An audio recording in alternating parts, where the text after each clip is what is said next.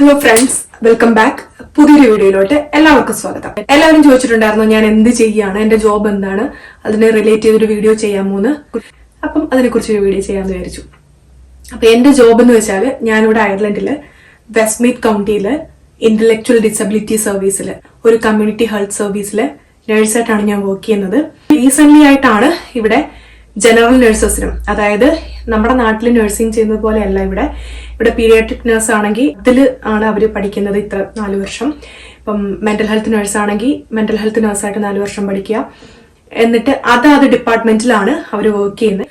പക്ഷേ ഇന്ത്യയിൽ നിന്നും ഫിലിപ്പീൻസ് അങ്ങനെ പല കൺട്രീസിൽ നിന്ന് വരുന്ന നമ്മളുടെ സിസ്റ്റം അനുസരിച്ച് നമ്മൾ ജനറലി ആണ് പഠിക്കുന്നത്. ജനറൽ നഴ്സ് എന്ന് ഉദ്ദേശിക്കുന്നത് BSc കൂടാതുള്ള GNM നഴ്സിനെ എല്ലാവരും ജനറൽ എന്നാണ് നമ്മുടെ നാട്ടിൽ പറയുന്നത്. പക്ഷെ ഇവിടെ ജനറൽ നഴ്സ് എന്ന് പറയുന്നത് എല്ലാ ഡിപ്പാർട്ട്മെന്റിലും നമുക്ക് വർക്ക് ചെയ്യാനുള്ള നമ്മുടെ നാട്ടിൽ നമ്മുടെ എക്സ്പീരിയൻസ് എവിടെയാണോ ആ എക്സ്പീരിയൻസ് അനുസരിച്ച് നമുക്ക് ഏത് ഡിപ്പാർട്ട്മെന്റിൽ വേണമെങ്കിലും വർക്ക് ചെയ്യാം. അതിന് വേണ്ടിയിട്ട് സ്പെഷ്യൽ ഗ്രാജുവേഷൻ എടുക്കേണ്ട കാര്യമില്ല. അതാണ് നമ്മൾ ജനറൽ നഴ്സായിട്ട് ഇവിടെ രജിസ്ട്രേഷൻ ചെയ്യുക എന്ന് പറയുന്നത്. അപ്പൊ ഞാനിവിടെ ജനറൽ നഴ്സാണ്.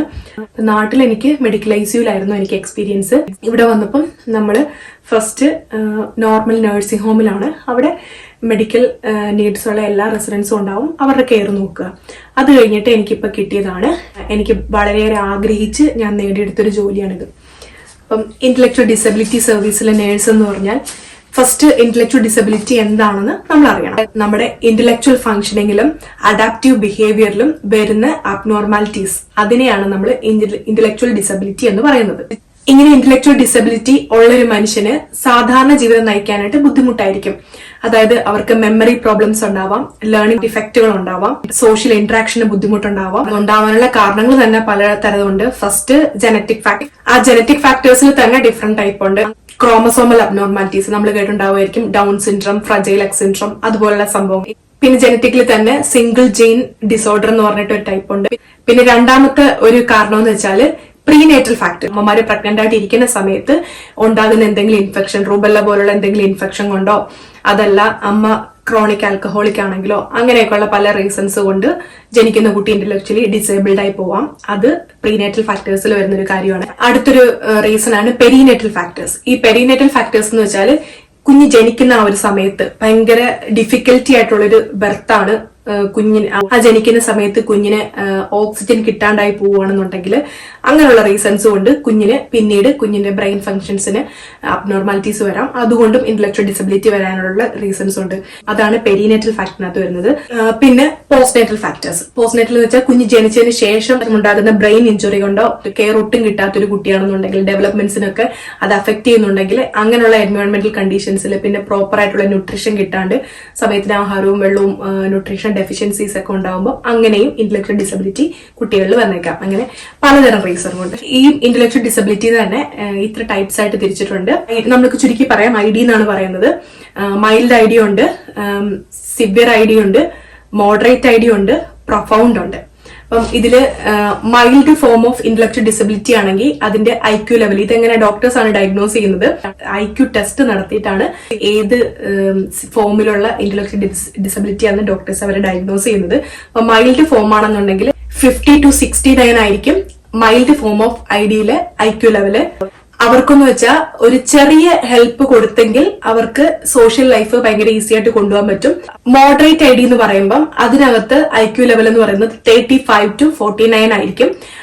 അവർക്കെന്ന് വെച്ചാൽ ഈ നമ്മൾ നേരത്തെ പറഞ്ഞ പോലെ മൈൽഡിനേക്കാളും കുറച്ചുകൂടെ കൂടുതൽ ഹെൽപ്പ് അവർക്ക് വേണ്ടത് ഒരു സാഹചര്യമായിരിക്കും. സിവിയർ ID വരുമ്പോഴത്തേന് അവരുടെ IQ ലെവല് 20 to 34 ആയിരിക്കും. സ്പീച്ചിനും ലാംഗ്വേജിനും സംസാരിക്കാനും ഒക്കെ ബുദ്ധിമുട്ടുണ്ടാവും.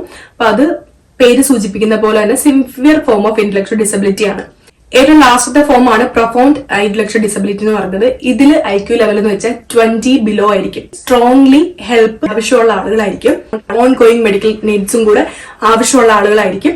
ഞാൻ വർക്ക് ചെയ്യുന്ന സർവീസില് ഇങ്ങനെയുള്ള ഇന്റലക്ച്വലി ഡിസേബിൾഡ് ആയിട്ടുള്ള ആളുകളെ കെയർ കൊടുക്കാൻ വേണ്ടിയിട്ട് ഇവിടുത്തെ ഗവൺമെന്റ് തന്നെ ഡിഫറെന്റ് ഹൗസസ് എടുത്ത് ആ വീട്ടില് 4-5 പേരെ താമസിപ്പിച്ചുകൊണ്ട് അവർക്ക് വേണ്ടുന്ന നഴ്സുമാരെയും കെയർമാരെയും ഒക്കെ നിയമിച്ച് അവർക്ക് അവിടെ കെയർ കൊടുക്കുന്ന രീതിയാണ് ഇവിടെ ഉള്ളത്.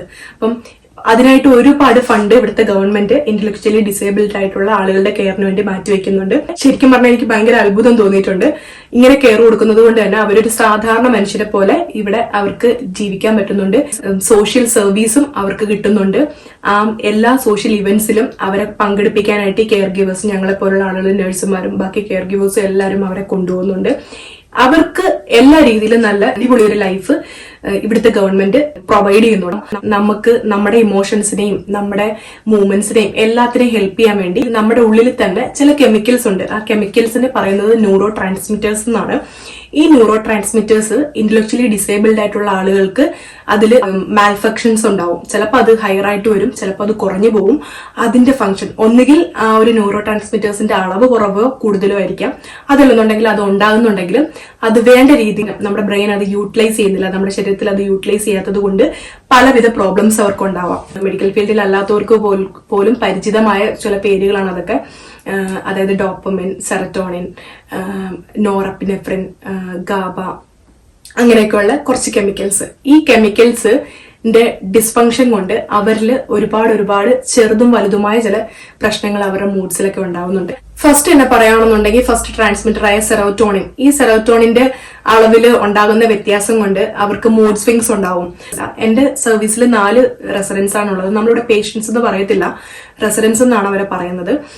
ഞങ്ങൾ 5 നേഴ്സസ് ഉണ്ട്, പിന്നെ അതിന് ഈക്വൽ ആയിട്ടുള്ള കെയർമാരുണ്ട്. ഇപ്പോൾ ഒരു ദിവസത്തെ ഡ്യൂട്ടിയിൽ ഒരു നേഴ്സും ഉണ്ടാവും, 3 കെയർമാരും ഉണ്ടാവും. അപ്പം ഫസ്റ്റ് ഞാൻ പറഞ്ഞു വരുന്നത് ഫസ്റ്റ് ന്യൂറോ ട്രാൻസ്മിറ്ററായ സെറോട്ടോണിൻ. ഈ സെറോട്ടോണിന്റെ അബ്നോർമാലിറ്റി കൊണ്ട് അവർക്ക് മൂഡ് സ്വിങ്സ് ഉണ്ടാവും. അതായത് ഇപ്പം നല്ല ഹാപ്പി ആയിട്ടിരിക്കുന്ന ഒരാള് പ്രത്യേകിച്ച് ഒരു റീസണും കൂടാണ്ട് അടുത്ത സെക്കൻഡിൽ അല്ലെങ്കിൽ അടുത്തൊരു മിനിറ്റിൽ അവര് ചിലപ്പോൾ കരയും, അവർക്ക് സങ്കടം വരും, ഇവര് നിന്നിടത്തൊന്നും നീങ്ങത്തില്ല, അവിടെ തന്നെ നിൽക്കും. നല്ല ക്ഷമയുണ്ടെങ്കിൽ മാത്രമേ നമുക്ക് ഇങ്ങനത്തെ ഒരു സെറ്റിംഗ്സിൽ വർക്ക് ചെയ്യാൻ പറ്റത്തുള്ളൂ. മെഡിക്കൽ നീഡ്സിനേക്കാളും മോർ അവരുടെ ബിഹേവിയറൽ ഇഷ്യൂസ് ആണ് അവർക്ക് ഏറ്റവും കൂടുതലുള്ളത്. അതിനെ കൺട്രോൾ ചെയ്ത് അവരെ കോപ്പപ്പ് ചെയ്യാൻ വേണ്ടി ഹെൽപ്പ് ചെയ്ത് കൊണ്ടുപോകുന്നതിനകത്ത് അതാണ് നമ്മുടെ ജോലി എന്ന് പറയുന്നത്. ഇന്ന് ചെല്ലുമ്പോൾ നമുക്കിനെ മലമറിക്കുന്ന പണികൾ അങ്ങനൊന്നുമില്ല. നമ്മൾ ആ ഒരു ഫ്ലോയിൽ മാക്സിമം ഹാപ്പി ആയിട്ട് ഇരിക്കാൻ ഹെൽപ്പ് ചെയ്ത് അങ്ങനെ കൊണ്ടുപോകാം. അവർക്ക് എന്തെങ്കിലും പ്രോബ്ലംസ് ഉണ്ടെന്നുണ്ടെങ്കിൽ അത് നമ്മൾ അസസ് ചെയ്ത് അതിന് വേണ്ടുന്ന ടീംസിനെ കോണ്ടാക്ട് ചെയ്ത് അവരുടെ മെഡിസിൻ ആയാലും അവരുടെ തെറാപ്പീസ് ആയാലും എല്ലാം നമ്മൾ നഴ്സുമാർ വേണം ഒബ്സർവ് ചെയ്ത് അത് ചാർട്ടൊക്കെ മെയിൻറ്റെയിൻ ചെയ്ത് നമ്മൾ വേണ്ടുന്ന ടീംസിനെ കോണ്ടാക്ട് ചെയ്ത് അവരെ കൊണ്ട് റിവ്യൂ ചെയ്യിപ്പിച്ച് മെഡിസിൻസിൽ ചേഞ്ച് വേണമെങ്കിൽ മെഡിസിൻസ് ചേഞ്ച് ചെയ്യിപ്പിക്കുക, മോർ തെറാപ്പീസ് വേണമെന്നുണ്ടെങ്കിൽ അങ്ങനത്തെ തെറാപ്പീസ് കൊടുക്കുക. അതൊക്കെയാണ് ഞങ്ങളുടെ ജോലി എന്ന് പറയുന്നത്. ഇപ്പൊ സെറോട്ടോണിന്റെ അളവ് കുറയുന്നത് കൊണ്ടുണ്ടാവുന്നതെന്ന് വെച്ചാൽ അവർക്ക് കുറയുന്നതോ കൂടുന്നതോ കൊണ്ടാവാം. സന്തോഷത്തിലിരിക്കുന്ന ഒരാൾ പ്രത്യേകിച്ച് ഒരു റീസൺ കൂടാതെ സങ്കടപ്പെട്ടിരിക്കുക, ഒന്നും അവർക്ക് ഭക്ഷണം പോലും കഴിക്കാൻ പറ്റത്തില്ല. ഇപ്പൊ കുഞ്ഞു കുട്ടികൾ പോലും സംസാരത്തിൽ അവർക്ക് ഡിപ്രഷനാണ്, ഒരു ചെറിയ വിഷമം വരുമ്പോൾ അവർ പറയും ഡിപ്രഷനാണെന്ന്. അങ്ങനെ ചുമ്മാ എടുത്ത് ഉപയോഗിക്കാൻ പറ്റുന്ന വാക്കുകളൊന്നും അല്ല ഈ ഡിപ്രഷൻ എന്ന് പറയുന്നത്. ശരിക്കും ഡിപ്രഷനിലൂടെ കടന്നു പോകുന്ന ആളുകളെ അത് വല്ലാത്തൊരവസ്ഥയാണ്. അത് നമുക്ക് ചുമ്മാ ഒരു വിഷമം വരുമ്പോൾ നമുക്ക് ഡിപ്രഷനാണ് എന്ന് പറഞ്ഞ് നിസ്സാരവൽക്കരിക്കേണ്ട ഒരു കാര്യമല്ല അതെന്ന് പറയുന്നത്.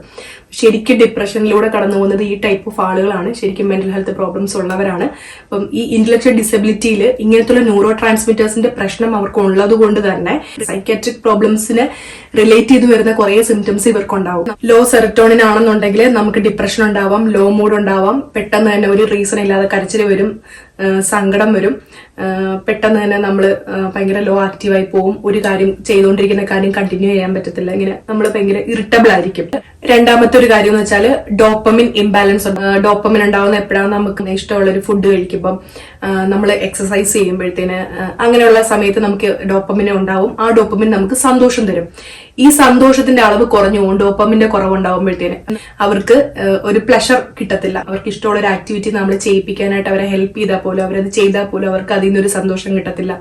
ഇഷ്ടമുള്ളൊരു ഫുഡ് കഴിച്ചാൽ പോലും, അത് കണ്ടാൽ പോലും അവർക്ക് അത് കഴിക്കാനോ അല്ലെങ്കിൽ കഴിച്ചു കഴിഞ്ഞാൽ അതിൽ നിന്നൊരു തൃപ്തി ഒന്നും ഉണ്ടാവത്തില്ല. ഈ സെറട്ടോണിനൊക്കെ ഉണ്ടാവുമ്പോഴത്തേന് നമുക്ക് ഇഷ്ടമുള്ളൊരു ഫുഡൊക്കെ കഴിയുമ്പോൾ മതി, നമുക്കൊരു ആത്മസംതൃപ്തി, നമ്മൾ കഴിച്ചു എന്നുള്ളൊരു സംതൃപ്തിയൊക്കെ വരുമ്പോഴാണ് അതാണ് സെറട്ടോണിൻ അവിടെ ചെയ്യുന്നത്. അപ്പൊ ഇതിലൊക്കെ കുറഞ്ഞു പോകുമ്പോൾ ഇതിലൊന്നും ഇവർക്ക് സന്തോഷം കണ്ടെത്താനായിട്ട് പറ്റത്തില്ല. പിന്നെ മിക്ക ന്യൂറോ ട്രാൻസ്മിറ്റേഴ്സിന്റെയും പ്രശ്നം കൊണ്ട് അവർക്ക് മൂഡ് ചേഞ്ച് ഉണ്ടാവും, ഇറിറ്റബിലിറ്റി ഉണ്ടാവും, അനാവശ്യമായ ആൻസൈറ്റി ഉണ്ടാവും, ഭയങ്കര ടെൻഷൻ ഉണ്ടാവും, പേടി ഉണ്ടാവും. ചിലർക്ക് ഓഡിറ്ററി ഹാലൂസിനേഷൻസ് ഉണ്ടാവും, വിഷ്വൽ ഹാലൂസിനേഷൻ ഉണ്ടാവും. എന്റെ കൂടെയുള്ള ഒരു അമ്മച്ചി നമ്മൾ ബാത്റൂമിൽ അവർക്ക് ഹെൽപ്പ് ചെയ്യാൻ വേണ്ടിയിട്ട് നമ്മൾ കൂടെ പോകണം, അല്ലെങ്കിൽ അവർക്ക് ഡ്രസ്സ് ചേഞ്ച് ചെയ്യാൻ വേണ്ടി പോകണം, അല്ലെങ്കിൽ അവരോട്ട് ഒറ്റയ്ക്ക് ഇരിക്കും, അവരിങ്ങനെ ഒരു പൊസിഷനിലോട്ട് ഇങ്ങനെ നോക്കി നിൽക്കും. അപ്പൊ ഞാൻ ചോദിക്കും എന്താണ് അങ്ങോട്ട് നോക്കുന്നതെന്ന് അമ്മച്ചിയോട് ചോദിക്കുമ്പോൾ അമ്മച്ചി പറയും നീ കണ്ടില്ലേ ഇത്ര പേരെ അവിടെ എന്നെ നോക്കി നിൽക്കുന്നത്, അവർ നിൽക്കുമ്പോൾ എനിക്ക് ഡ്രസ്സ് ചേഞ്ച് ചെയ്യാൻ പറ്റില്ല എന്ന് പറയും.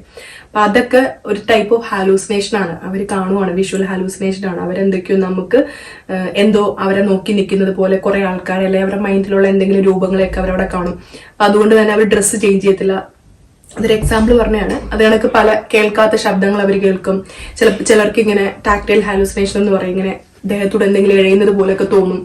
അതൊക്കെ ശരിക്കും പറഞ്ഞാൽ അത് ശരിക്കും ഭയങ്കര വിഷമം തോന്നും.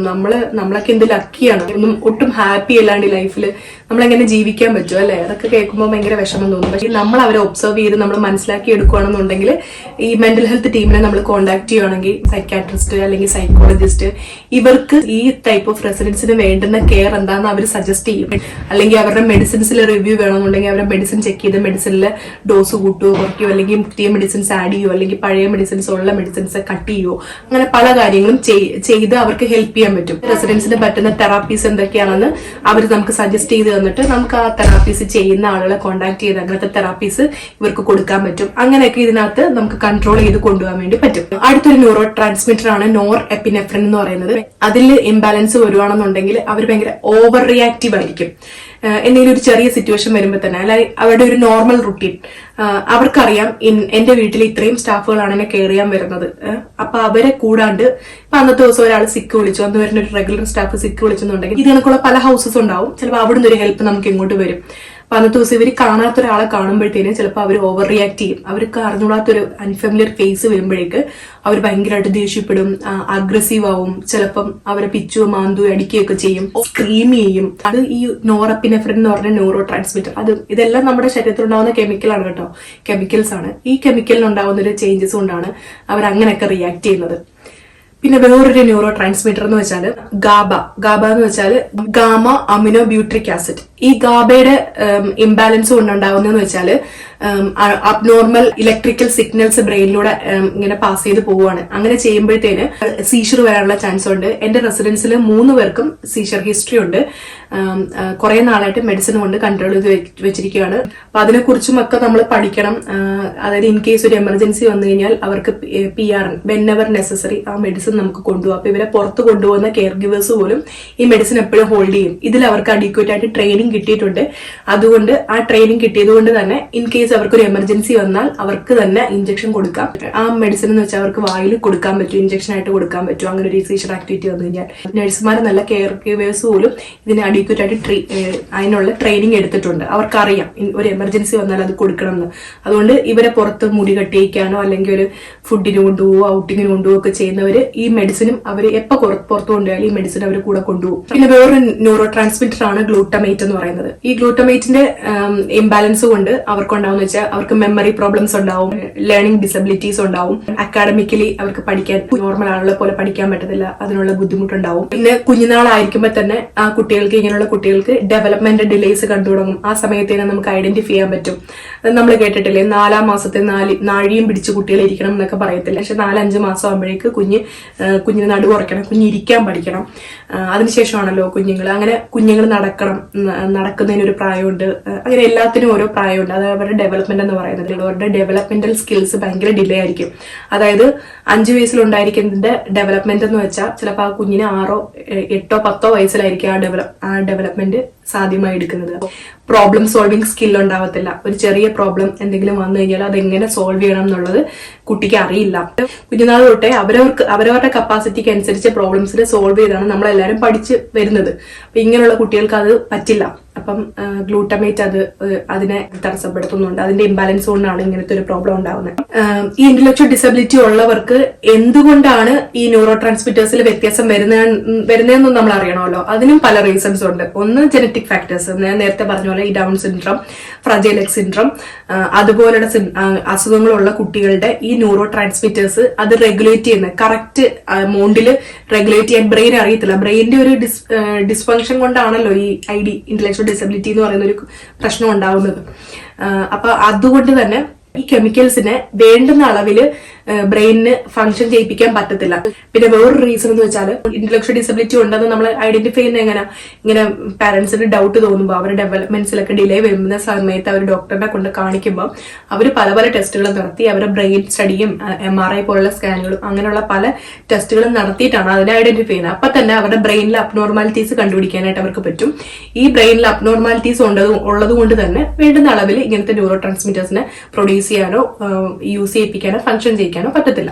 ഇന്റലക്ച്വൽ ഡിസബിലിറ്റി ഉള്ള ആളുകൾക്ക് സൈക്കാട്രിക് സിംറ്റംസ് ഉള്ളത് കൊണ്ട് തന്നെ, ഈ ഡിപ്രഷനും ആൻസൈറ്റിയും പോലുള്ള സിംറ്റംസ് ഉള്ളത് കൊണ്ട് തന്നെ ആ സിംറ്റംസിനെ ട്രീറ്റ് ചെയ്യാൻ വേണ്ടിയിട്ട് അവര് വർഷങ്ങളായിട്ട് ആന്റി സൈക്കോട്ടിക്സും ആന്റി ഡിപ്രസൻസും ആന്റി ആൻസൈറ്റി മെഡിക്കേഷൻസും ഒക്കെ യൂസ് ചെയ്യുന്നുണ്ടാവും. അങ്ങനെ യൂസ് ചെയ്യുന്നത് കൊണ്ട് തന്നെ അത് ഗ്രാജുവലി നമ്മുടെ ബ്രെയിനിലെ നാച്ചുറൽ കെമിക്കൽസ് ആയ ഈ ന്യൂറോ ട്രാൻസ്മിറ്റേഴ്സിന്റെ ഓൾട്ടറേഷന് അത് കാരണമായേക്കാം.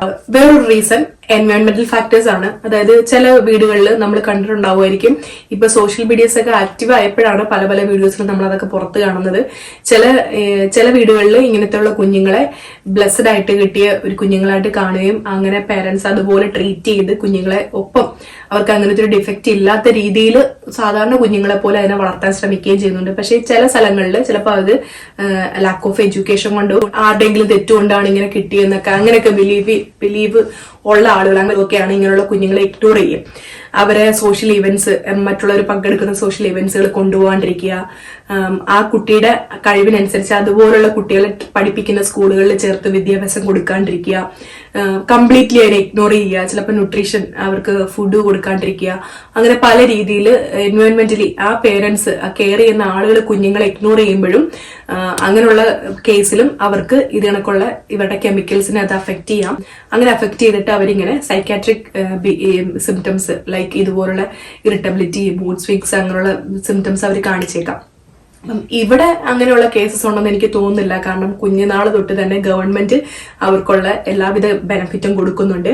അത് കഴിഞ്ഞു കഴിഞ്ഞാൽ പീഡിയാട്രിക് മുതൽ തന്നെ സെപ്പറേറ്റ് ഡിപ്പാർട്ട്മെന്റ്, ഞാൻ വർക്ക് ചെയ്യുന്നത് ഇന്റലക്ച്വൽ ഡിസബിലിറ്റിയുടെ ഓൾഡർ പേഴ്സൺ കെയറിലാണ് ഞാൻ വർക്ക് ചെയ്യുന്നത്. ഇതിന്റെ തന്നെ പീഡിയാട്രിക് ഡിപ്പാർട്ട്മെന്റ് വേറെ ഉണ്ട്. അവിടെ കുട്ടികളെ നോക്കുന്നുണ്ട്. ആ കുട്ടികൾക്ക് ഒരു ഏജ് കഴിയുമ്പോഴാണ് അവരെ അടുത്തടുത്ത സെറ്റിംഗ്സിലോട്ട് മാറ്റുന്നത്. ഇങ്ങനെയുള്ള ന്യൂറോ ട്രാൻസ്മിറ്റേഴ്സ് കാരണം മൊത്തത്തിൽ അവരുടെ ഒരു ക്വാളിറ്റി ഓഫ് ലൈഫിനെയാണ് അത് അഫക്ട് ചെയ്യുന്നത്. അഗ്രഷൻ ബിഹേവിയർ അവർ കാണിക്കുന്നു, ഇറിറ്റബിലിറ്റി കാണിക്കുന്നു, ആൻസൈറ്റി ഉണ്ടാവുന്നു, ആവശ്യമില്ലാത്ത വിഷമങ്ങൾ ഉണ്ടാവുന്നു, ഒബ്സഷൻ ഉണ്ടാവുന്നു. ഒബ്സഷൻ എന്ന് വെച്ചാൽ നിങ്ങൾക്കറിയാം, എന്തെങ്കിലും ഒരു OCD അതാകുമ്പോ എല്ലാവർക്കും അറിയാം. അതായത് നമുക്ക് എന്തെങ്കിലും ഒരു ആക്ട് അതിനെ കണ്ടിന്യൂസ്ലി അത് ചെയ്തുകൊണ്ടിരിക്കുക. എന്റെ സർവീസിൽ അമ്മച്ചിയുണ്ട്.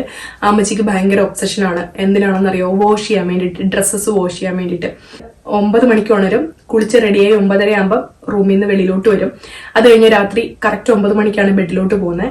പുള്ളിക്കാരി കണ്ടിന്യൂസ്ലി പുള്ളിക്കാരുടെ ഡ്രസ്സസ് ഇങ്ങനെ വാഷ് ചെയ്യും. വാഷ് ചെയ്ത തുണികൾ തന്നെ എടുത്ത് ഡ്രൈ ചെയ്തിട്ട് വീണ്ടും വാഷ് ചെയ്തുകൊണ്ടിരിക്കും. അപ്പം നിങ്ങൾ പറഞ്ഞാൽ വിശ്വസിക്കും, എത്ര ആളുകൾ വിശ്വസിക്കും എന്ന് എനിക്ക് അറിയത്തില്ല. ഈ അമ്മച്ചിക്ക് ഇങ്ങനെ ഒരു ഒബ്സഷൻ ഉള്ളത് കൊണ്ട് ഗവൺമെന്റ് അമ്മച്ചിക്ക് സ്വന്തമായിട്ടൊരു വാഷിംഗ് മെഷീൻ സെപ്പറേറ്റ് കൊടുത്തിരിക്കുകയാണ്. ആ വാഷിംഗ് മെഷീൻ ആ അമ്മച്ചിക്ക് വേണ്ടി മാത്രമുള്ളതാണ്. അപ്പം ആ ഗവൺമെന്റിന്റെ കെയർ നിങ്ങളൊന്ന് ആലോചിച്ച് നോക്കിക്കേ, നിങ്ങളത് വിശ്വസിക്കുമോ? നമ്മുടെ നാട്ടിൽ ഇതൊക്കെ പോസിബിൾ ആണോ? ആ washing machine never stop from 9 to till 9:30 at night. അതിങ്ങനെ കണ്ടിന്യൂസ്ലി വാഷ് ആയിക്കൊണ്ടേയിരിക്കും. കഴുകിയ ഡ്രസ്സസ് തന്നെ വീണ്ടും വീണ്ടും വാഷ് ചെയ്ത് പിന്നെ അത് ഡ്രൈ ചെയ്യും, പിന്നെ അത് തന്നെ വാഷ് ചെയ്യും, അങ്ങനെ ചെയ്യും. പിന്നെ വേറൊരു അമ്മച്ചിയുണ്ട്. അമ്മച്ചി കണ്ടിന്യൂസ്ലി ഇങ്ങനെ ക്ലീൻ ചെയ്യാം. എഴുതുന്ന ബുക്കുകളോ പേപ്പറോ എന്താണ് ടേബിൾ ടോപ്പിന്റെ പുറത്ത് അവിടെ വെച്ചിരിക്കുകയാണെന്നുണ്ടെങ്കിൽ പുള്ളിക്കാരി അതെല്ലാം വന്ന് തൂത്ത് ബിന്നിൽ കളയും. അവിടെ എല്ലാം ഇങ്ങനെ ക്ലിയർ ആയിട്ട് കിടക്കണം. എപ്പോഴും ഇങ്ങനെ ക്ലീൻ ചെയ്തുകൊണ്ടേയിരിക്കും, തുടയ്ക്കും. അങ്ങനെ ഒരു ഒബ്സഷൻ ഉള്ള ഒരു അമ്മച്ചിയുണ്ട്. പിന്നെ ചിലർക്ക് റെപ്പറ്റേറ്റീവ് വേർഡ്സ് റെപ്പറ്റേറ്റീവ് ആയിട്ട് ഇങ്ങനെ പറഞ്ഞുകൊണ്ടിരിക്കും.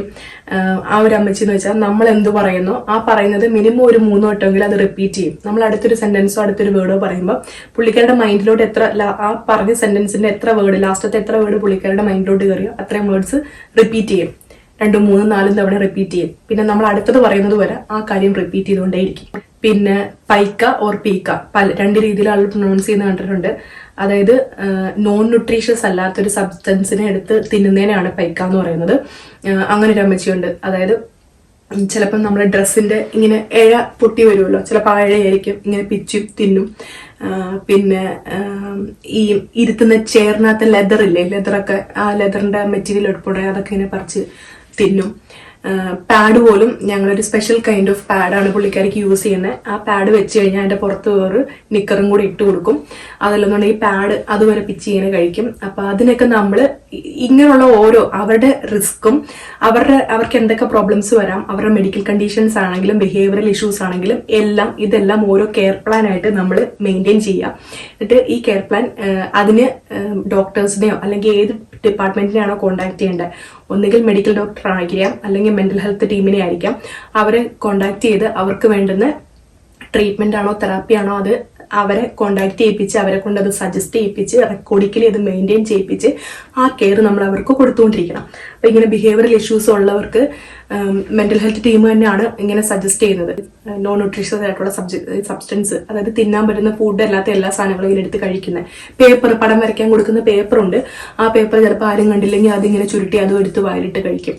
അപ്പൊ അങ്ങനെയൊക്കെ ചെയ്യുന്ന അവരെ ഒരിക്കൽ പോലും അൺഅറ്റൻഡഡ് ആയിട്ട് നമ്മൾ ഇടാൻ പാടില്ല.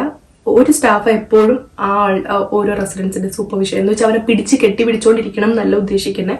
അവർക്ക് സൂപ്പർവിഷൻ, നമ്മുടെ കൺമുന്നിൽ എവിടെയെങ്കിലും ഒരു ഡിസ്റ്റൻസിൽ നമ്മൾ അവരെ ക്ലോസ് ആയിട്ട് ഒബ്സർവ് ചെയ്യണം. അവരുടെ ബിഹേവിയറും എല്ലാം ഒബ്സർവ് ചെയ്ത് അവർക്ക് ട്രീറ്റ്മെന്റോ തെറാപ്പിയോ നീഡഡ് ആയിട്ടുള്ളവരെ കോണ്ടാക്ട് ചെയ്തതൊക്കെ കൊടുക്കുക എന്നുള്ളതാണ്. അപ്പൊ അവർക്ക് തന്നെ ഒരു റുട്ടീനുണ്ട്.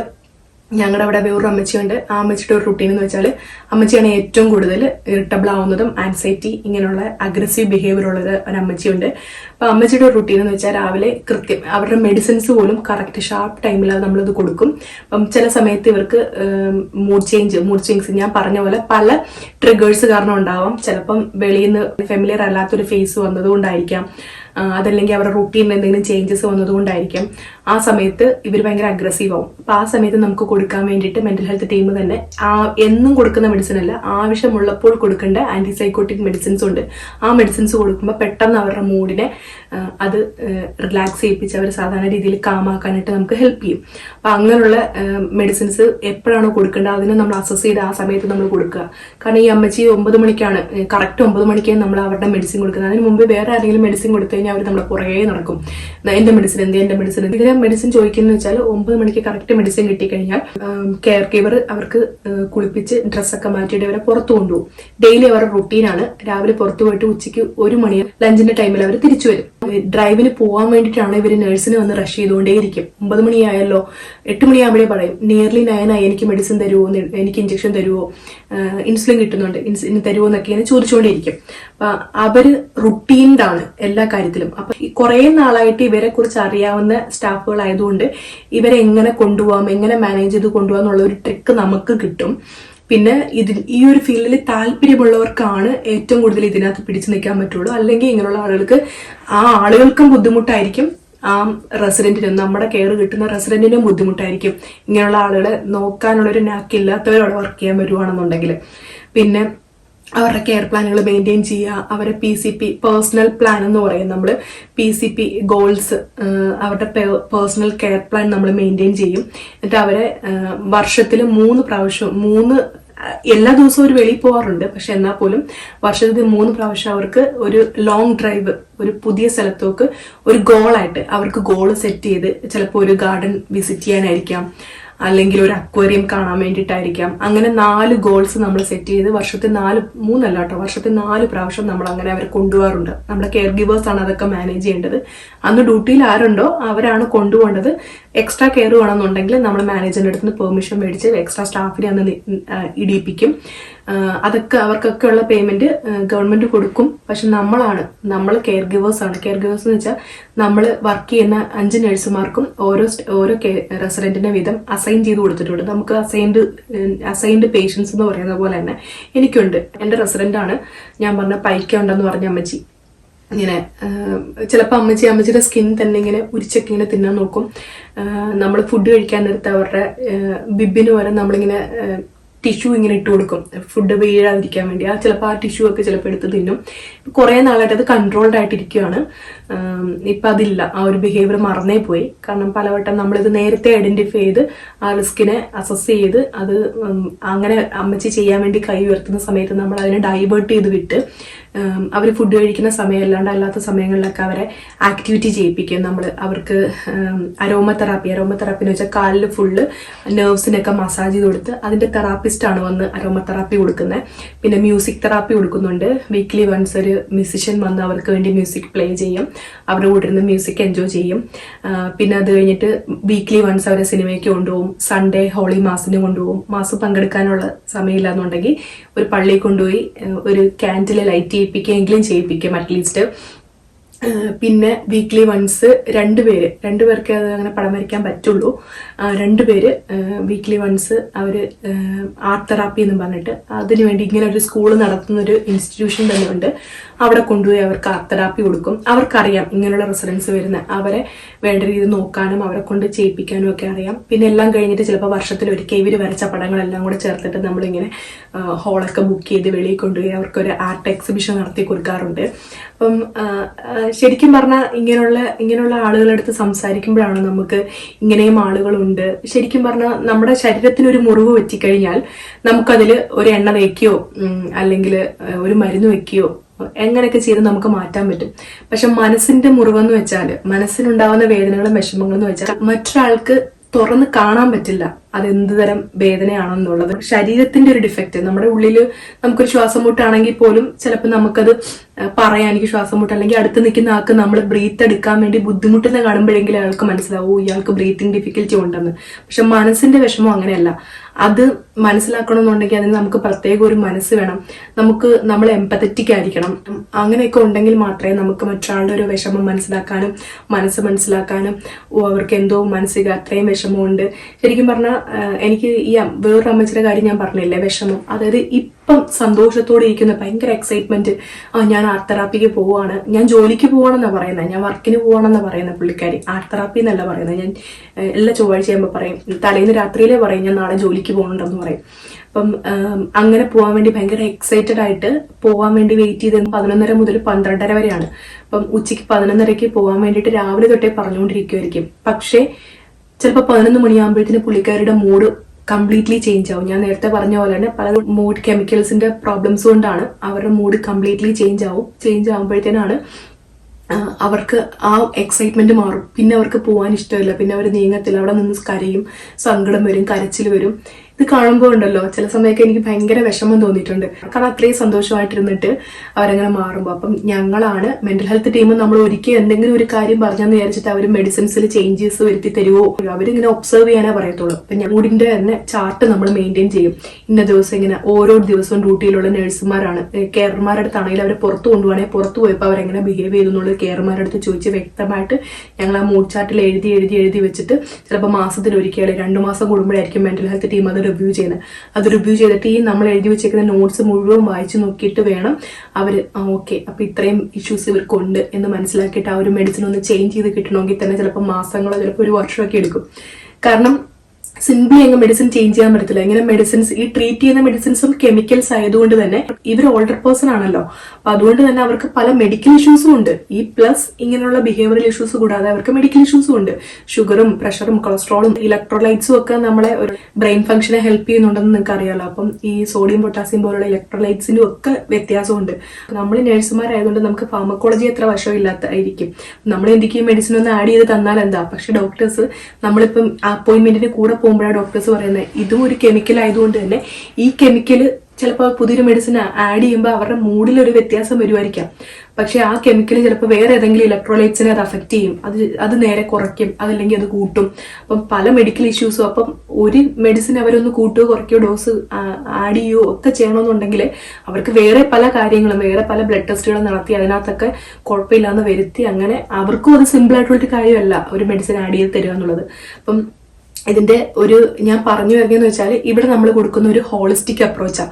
അതായത് ഫിസിക്കൽ കെയർ വേണം, മെന്റൽ കെയർ വേണം, സ്പിരിച്വൽ കെയർ വേണം, സോഷ്യൽ കെയർ വേണം. ഇതെല്ലാം കൂടെ ഒത്തിണങ്ങി ചേർത്തിട്ട് ഒരു കെയർ ആണ് നമ്മൾ ഇന്റലക്ച്വൽ ഡിസബിലിറ്റി സർവീസിലെ റെസിഡൻസിന് കൊടുക്കുന്നത്. ഫിസിക്കൽ കെയറിനകത്ത് നമ്മൾ അവർക്ക് വേണ്ടുന്ന എല്ലാം, മെഡിസിൻസ് ആവട്ടെ, അവരെ കെയർ ഗിവേഴ്സ് ആണ്, മാക്സിമം എല്ലാം അവരെ സ്പൂൺ ഫീഡ് പോലെ ചെയ്തു കൊടുക്കുകയല്ല ചെയ്യുന്നത്, അവരെ കൊണ്ട് ചെയ്യാൻ പറ്റുന്ന കാര്യങ്ങൾ അവരെ കൊണ്ട് ചെയ്യിപ്പിക്കുക. അങ്ങനെ ചെയ്യിപ്പിച്ചാലല്ലേ അവർക്ക് ഇൻഡിപെൻഡന്റ് ആയിട്ട് അവർക്ക് ജീവിക്കാൻ പറ്റുള്ളൂ. മാക്സിമം അത് ചെയ്യിപ്പിക്കാൻ വേണ്ടി അവരെ ബൂസ്റ്റ് ചെയ്യുക. ഇപ്പോൾ തനിയെ ടോയ്ലറ്റിൽ പോകാനും ഫ്ലഷ് ചെയ്യാനും അറിയുന്നവരാണെങ്കിൽ നമ്മളൊന്ന് ഒബ്സർവ് ചെയ്താൽ മതി. അവരെ കൊണ്ട് ചെയ്യിപ്പിക്കുക, അവർ തന്നെ ടോയ്ലറ്റിൽ പോവുക. ചിലപ്പോൾ അവർ മറക്കും, ടോയ്ലറ്റിൽ പോയിട്ട് എണീറ്റ് കഴിയുമ്പോൾ ടിഷ്യൂ വെച്ച് അവർ തുടയ്ക്കാൻ മറക്കും. അപ്പം നമ്മളൊന്ന് ഓർമ്മിപ്പിക്കണം, നീ തുടച്ചിട്ടില്ല എന്ന് പറയുമ്പോൾ അവർ തുടയ്ക്കും. നമ്മൾ അങ്ങനെ കെയർ കൊടുക്കണം. ഫുഡൊക്കെ ആണെങ്കിൽ നമ്മൾ ഫീഡ് ചെയ്ത് കൊടുക്കുമല്ലോ, നമ്മൾ ഫുഡ് അവിടുത്തെ സ്റ്റാഫുകൾ ഉണ്ടാക്കി വെച്ചു കൊടുക്കും, അവർ തന്നെ സ്പൂൺ വെച്ച് അതിൽ കഴിക്കും. അങ്ങനെ അവർ മെഡിക്കൽ കെയർ കൊടുക്കും. പിന്നെ മെന്റൽ ഹെൽത്ത് എന്ന് വെച്ചാൽ നമ്മളിതെല്ലാം ഇവരുടെ ബിഹേവിയർ എല്ലാം ഒബ്സർവ് ചെയ്ത് അവരുടെ ബിഹേവിയറിൽ ഇതണക്ക് ആ ഒരു അമ്മച്ചി ഭയങ്കര മൂഡ് സ്വിങ്സ് ആയിരുന്നു. ഇതൊക്കെ നമ്മൾ കംപ്ലീറ്റ് ആയിട്ട് ഒബ്സർവ് ചെയ്ത് നമ്മൾ ആ മെന്റൽ ഹെൽത്ത് ടീമിനെ കോണ്ടാക്ട് ചെയ്ത് അത് നമ്മൾ പറഞ്ഞു കൊടുക്കും. പിന്നെ റിലീജിയസ് ആയിട്ടുള്ള അവരാണെന്നുണ്ടെങ്കിൽ, കാത്തലിക്സ് ആണെന്നുണ്ടെങ്കിൽ അവരെ പള്ളിയിൽ കൊണ്ടുപോകും. പള്ളിയിൽ പോകാൻ ഇഷ്ടമുള്ളവരെ, ഇഷ്ടമില്ലാത്തവർ നമ്മൾ ഇഷ്ടമില്ലാത്ത കാര്യങ്ങൾ നിർബന്ധിച്ച് ചെയ്യിപ്പിക്കാറില്ല. അവർ റിലീജിയസ് ആണെന്നുണ്ടെങ്കിൽ അവർ കൊച്ചുനാൾ തൊട്ടേ അവരുടെ വീട്ടിൽ അവർ പള്ളിയിലൊക്കെ പോയി ശീലിച്ചവരാണെങ്കിൽ ചിലർക്ക് പള്ളിയിൽ പോകാനും പ്രാർത്ഥിക്കാനും ഒക്കെ ഭയങ്കര ഇഷ്ടമാണ്.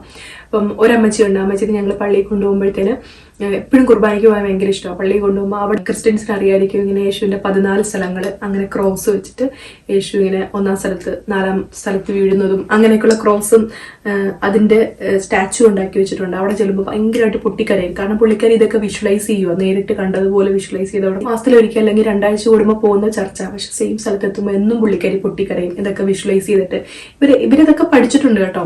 ചിലപ്പോൾ നമ്മൾ വിചാരിക്കും നമ്മളെക്കാളും ടേബിൾ മാനേഴ്സും ഒക്കെ ഇവർക്കുണ്ട്. അവർ ഇരിക്കുന്നിടത്ത് അവരവരുടെ പ്ലേറ്റ് നോക്കി കഴിക്കുക, ബിബൊക്കെ ഇട്ട് കൊടുത്താലേ അവർ ഫുഡ് കഴിക്കാൻ സ്റ്റാർട്ട് ചെയ്യത്തുള്ളൂ. ഫുഡ് കഴിച്ചു കഴിഞ്ഞാൽ അറ്റ്ലീസ്റ്റ് അത് എടുത്ത് വാഷ് ചെയ്ത് വെച്ചില്ലെങ്കിൽ ആ പാത്രങ്ങൾ കൊണ്ടുപോയി ഒരമ്മച്ചി ആ പാത്രങ്ങൾ കൊണ്ടുപോയി വാഷിങ് ചെയ്യുന്ന ഡിഷ് വാഷറിന്റെ അടുത്ത് കൊണ്ടുപോയി വെക്കും അത് വാഷ് ചെയ്യാൻ വേണ്ടിയിട്ട്. ഇവര് പണ്ട് വർഷങ്ങളോളം ഇതുപോലുള്ള കെയർമാരും നഴ്സുമാരും എല്ലാവരും അവരെ അനലൈസ് ചെയ്ത് അവരെ ചെക്ക് ചെയ്ത് ഒബ്സർവ് ചെയ്ത് അവരുടെ ഒരു ലൈഫ് ഇങ്ങനെ റുട്ടീൻഡാക്കി എടുത്തതാണ്. ഇത്രത്തോളം നാളായിട്ട് അവർക്ക് ഹെൽപ്പ് കിട്ടിയാണ് അവരിങ്ങനെ ഒരു നോർമൽ ആളുകളെ പോലെ ബിഹേവ് ചെയ്യാനായിട്ട് അവർ പഠിക്കുന്നത്. അവരുടെ കെയർ പ്ലാനിലെല്ലാം വലിയ ഫയലുകളാണ്. ആ ഫയലുകൾ വായിച്ചു നോക്കാൻ ഇൻട്രസ്റ്റഡ് ആയിട്ടുള്ളവരാണെങ്കിൽ വായിച്ചു നോക്കാം. ഞാനൊക്കെ ഇരുന്ന് കഥ പോലെ ഞാനിത് വായിക്കും. എനിക്കതൊക്കെ വായിക്കാനും ഇഷ്ടമായതുകൊണ്ട് ഞാനിരുന്ന് വായിക്കും. അവരുടെ കുഞ്ഞുനാൾ തൊട്ടേ ഏത് വയസ്സിലാണ് അവർ ഈ സർവീസിൽ അഡ്മിറ്റഡ് ആയത് അങ്ങനെയുള്ള ഫുൾ ഹിസ്റ്ററി അതിനകത്തുണ്ടാവും.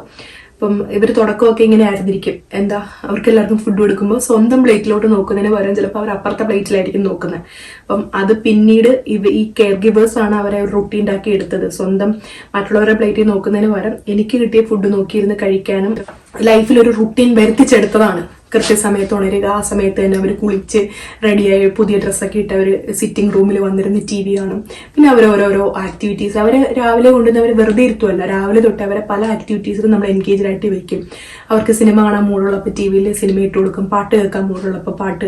മൂടുള്ളപ്പോഴെന്നല്ല, അതിനെല്ലാം റുട്ടീനാക്കി വെച്ചിട്ടുണ്ട്. അവർക്ക് തന്നെ അറിയാം തിങ്കളാഴ്ചയാണോ ഇന്ന് ഇതൊക്കെയാണ് നമ്മുടെ റുട്ടീൻ എന്ന് അവർക്കറിയാം. രാവിലെ വാഷ് കഴിഞ്ഞ് കഴിഞ്ഞാൽ എനിക്ക് ഇങ്ങനെ പുറത്ത് പോകണം, ഡ്രൈവിന് പോകണം. അത് കഴിഞ്ഞ് വന്നു കഴിഞ്ഞാൽ എനിക്ക് ലഞ്ച് കഴിക്കണം. ലഞ്ച് കഴിച്ച് കഴിഞ്ഞാൽ ഇന്ന് എൻ്റെ മ്യൂസിക് ചെയ്യാൻ വേണ്ടി മ്യൂസിഷ്യൻ വരുന്നുണ്ട്, ഗാരി എന്നാണ് പുള്ളിയുടെ പേര്. പുള്ളി വരും, പുള്ളി വെയിറ്റ് ചെയ്തിരിക്കും. ഇവർക്ക് ഡേയ്സും എല്ലാം അറിയാം. നമ്മൾ ആ ബോർഡിൽ നമുക്കവിടെ ഒരു ബോർഡുണ്ട്. ആ ബോർഡിനകത്ത് നമ്മൾ ഇന്നത്തെ ബ്രേക്ക്ഫാസ്റ്റ് എന്താണ്, ലഞ്ച് എന്താണ്, ഈവനിങ് ടീക്ക് എന്താണ് എല്ലാം അതിനകത്ത് എഴുതി വെച്ചേക്കും. പ്ലസ് അതിന്റെ പടങ്ങളും നമ്മളിങ്ങനെ ഫോട്ടോഗ്രാഫ് എടുത്തു വെച്ചിട്ടുണ്ട്. ആ പടങ്ങളും നമ്മൾ അവിടെ ഒട്ടിക്കും. ഈ ഫുഡ് പോലും റെഡിയാക്കുന്ന എല്ലാ ആഴ്ചയും നമ്മൾ റെസിഡൻസ് മീറ്റിംഗ് നടത്തും. ഈ മീറ്റിംഗിൽ ചോദിക്കും അടുത്ത ഒരാഴ്ചത്തേക്ക് നിങ്ങൾക്ക് എന്തൊക്കെയാണ്, നിങ്ങൾക്ക് ഇഷ്ടപ്പെട്ട എന്തെങ്കിലും ഉണ്ടോ, അത് മോറായിട്ട് ആഡ് ചെയ്യണോ, അതൊക്കെ ചോദിച്ച് മനസ്സിലാക്കിയിട്ട് ആ ഇഷ്ടം അനുസരിച്ചിട്ടാണ് നമ്മൾ അടുത്തൊരു വീക്കിലൊക്കെ ഉള്ള മെനു പോലും പ്ലാൻ ചെയ്യുന്നത്.